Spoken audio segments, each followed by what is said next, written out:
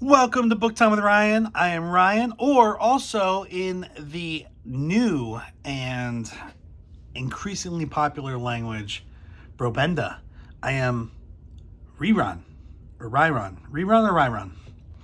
If you look at my description, not in this video, I guess I can include it in this video too, but it'd also be in my About Me or whatever part of my channel. I will have the spelling of my full Brabenda name. That was a language that has been created and advocated by a co-worker's son. And I love the name Brabenda. And I honestly really like a lot of the words. So I'm going to learn it, kind of, hopefully. There are a lot of words that I'd like to know more about. I am going to talk today, that's as much Brabenda as I know. So I will learn more, but I can't use it today on this video. But I encourage you to look up Brabenda and learn it yourself. I'm talking about The Big Year. The Big Year. This is by, I think, a name that's going to be hard for me to say. Mark Obmascik. Or Obmascik. Obmascik. I don't know. Is it Eastern European? That's one of those names where I may overcomplicate the name, the pronunciation. This is the movie tie-in cover. I like these guys, so I was like, screw it, I'm doing it. The Big Year with the non-typical cover. I don't know. I don't usually like these, but he plays banjo. He was in Zoolander, and he was in Shallow Hal. Great movies. I mean, also, he was in, like, other really great movies. Big Year was recommended to me by a coworker named Nick. Nick, thank you for the recommendation. 5 stars on the book. Really great. It's about birding. I thought that this was fictional. When Nick described what happens in it, I was like, oh yeah, that can't be a real thing. And then I got into the introduction, and I was like, this sounds like it's real. And then I messaged Nick, and I was like, is this nonfiction or fiction? And it is nonfiction. Wow. People really spend a lot of money and go all out on looking at birds. So what is the Big Year? The Big Year is a calendar year of looking for the most birds, trying to break the record in North America. And there are some exceptions to North America. I think it is north of Mexico. So we're already cutting down part of what North America is. And no Hawaii and a couple other places. Maybe the Bahamas. So really just like mainland North America with the exception of Central America and Mexico. And some of the islands. And basically this started out with somebody who was just trying to see as many and identify as many birds in North America as they could. One of the kind of the initial pushes to really identify birds and is Audubon. I didn't realize Audubon was on a U.S. revenue cutter, the predecessor to the U.S. Coast Guard, to go to dry tortugas. I've been to dry tortugas on a Coast Guard cutter myself. I'm basically Audubon. Now, I have to say, maybe like 4 years ago, I had this idea that I was going to start watching birds. I already had a microscope. That's not right. Binoculars. And I got the Peterson guidebook, which is over here. And I was like, oh man, I'm gonna get into this. And I sat outside and I looked at the birds in my backyard. And it was a little relaxing. I need to work better at like slowing down and just taking things in. But I have to say that I think birds are awesome. I do think birds are really cool. And we like dinosaurs in this house, and birds are technically dinosaurs.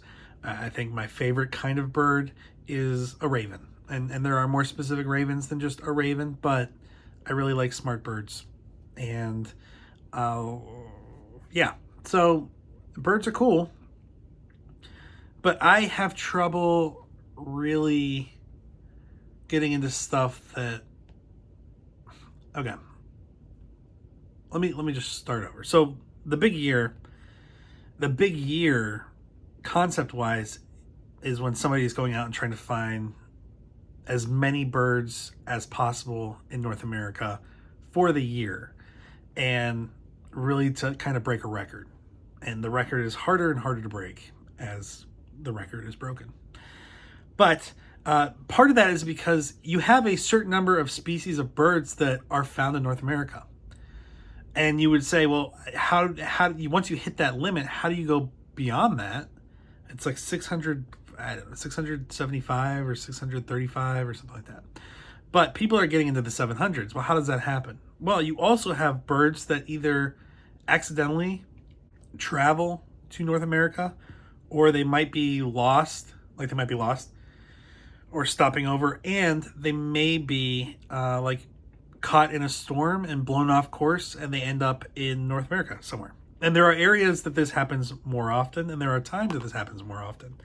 Attu, the farthest out island in the Aleutian chain, is one of those where if winds are right and they're coming from Asia, those winds and those storms can bring Asian species over to the island for a time until they can be blown back or they die.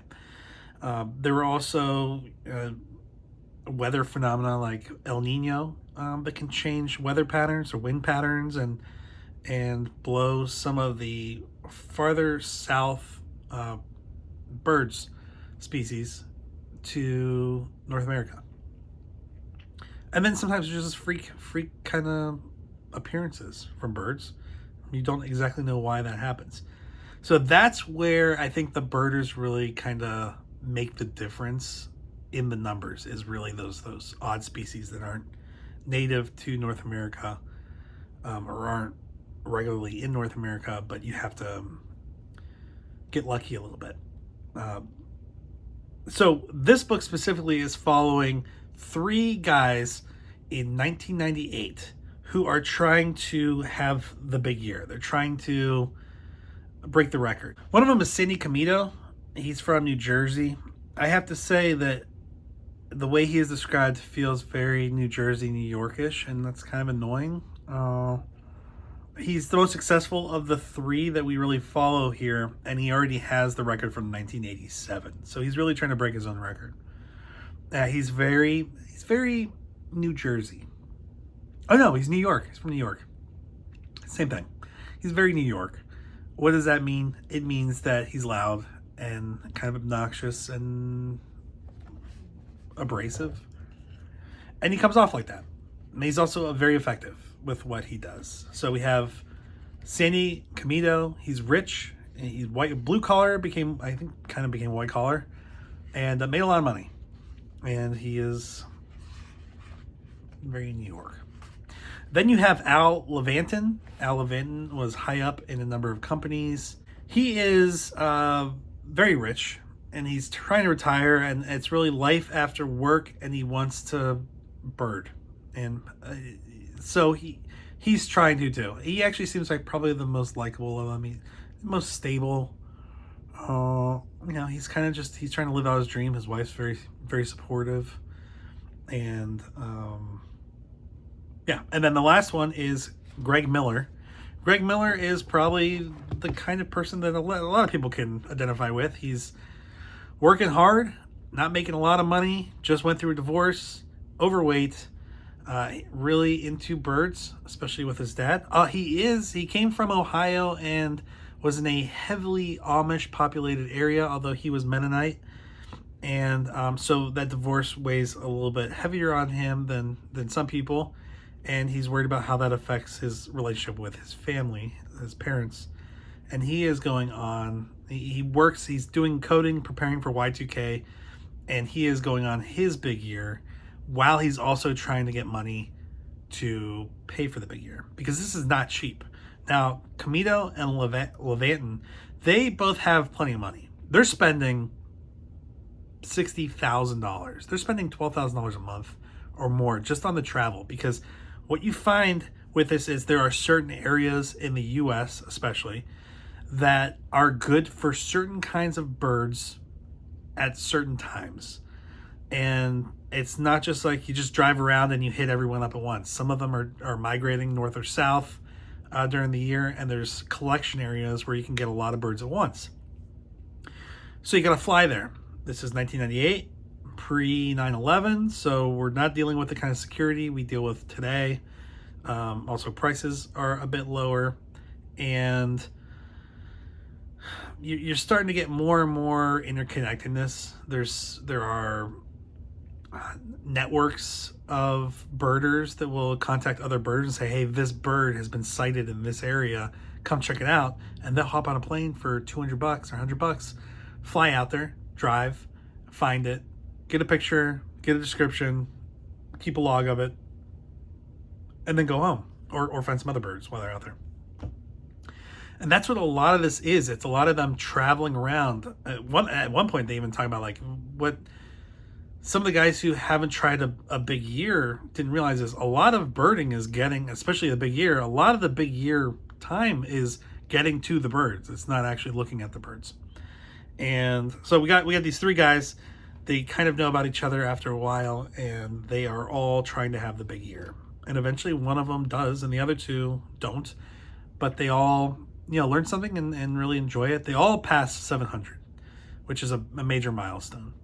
And to have three people do it in 1 year, I guess, is a big deal in the birding world. Now, there are aspects of the story that I have trouble relating to. I understand collecting and being hooked onto something, really being into something. I wish I could find something that was as different as what they do, although there's a huge birding population out there that and they differentiate a little bit in this book between bird watching and birding. Bird watching, you kind of wait for the birds to come to you and then watch them creepily. Birding is you go look for the birds. You're going to them, and that's what they do. There's a lot in here naming bird species. I don't know any of them. I mean, I got some. My big bird fact is there are only two birds that have penises, and that's a swan. And there's the other one I don't remember, and that's it. That's like my big like bird fact. So I'm not a birder, I'm not a bird watcher. I'd like to be. I think for me it's really intimidating because this happens in the book where there's two bird species that are very similar and they're slightly different sizes. And for me, it would just be really hard to do anything confidently in birding because there's such little changes, like little differences. Like the beak is slightly more rounded. If you have them right next to each other and you're like, okay, well, that one's slightly more round than the other one, now I know which one is which. But when they're by themselves, it's a judgment call. I'm sure that comes with experience, but it's why I haven't been better at. It's one of the reasons. There's many reasons why I wasn't better at bird watching. And we have a bird feeder that has a camera on it that has AI identifying birds, and even that gets it wrong sometimes. If it's in the wrong light, it pictures a different color on the feathers and reports it as something that it's not. But that would be much more for me. I mean, they're like, oh, this is a slightly grayer brown than this other thing, and I'm just like, how do you know that it's not just that variation? I don't know. And I think that's just because I'm not a birder. But you really follow these guys around, spending money, figuring out how to get to certain places, lots of disappointments, lots of successes. I think the other thing that would be rough for me is eventually for the big year, it feels like they're just trying to check these boxes. It actually kind of feels like BookTube a little bit. Some people just want to read a certain number of books a year. They're checking the boxes. They're really listening to them, not reading them, or they're going through them really fast, 5 times the speed on their audiobooks. There's a point where you're not enjoying the book. You're not enjoying the birds. You're just trying to check them off. You see them, boom, done, go. And that just seems to ruin the experience, or at least the initial reason they would get into it. And maybe that's just competition screwing with us. I don't know. But I did feel like there were times where they went all this distance to find a bird that's really rare. They look at it for a short time, check the box, and they realize time is money. And they got to get going to find the next one if they're going to stay ahead of their competitors for the big year. So I liked it. I liked it a lot. It makes me want to kind of get out my binoculars and look at birds a little bit. But there's nothing about this book that made me want to go birding. Definitely nothing that made me want to do the big year. And there were certain locations that I was like, oh man, I've been there. I didn't realize that was such a big deal. I was stationed in Cape May, New Jersey on my ship that took me to Dry Tortugas. So I've been to Dry Tortugas. I've been to Cape May. I didn't realize that these were such big birding locations. And I wish I had known that more. And there are other locations that I think would be really interesting to visit too.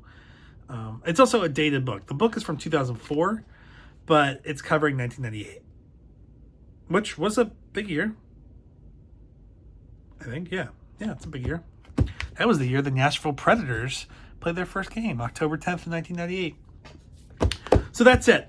Nick, thank you for recommending this book. I am probably going to watch the movie if I can find it. And then maybe I'll do a comparison of the book and the movie.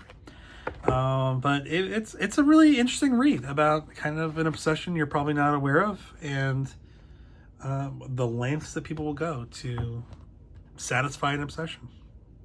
Oh, don't forget, start working on your Brabenda so we can talk in Brabenda. Have a good one.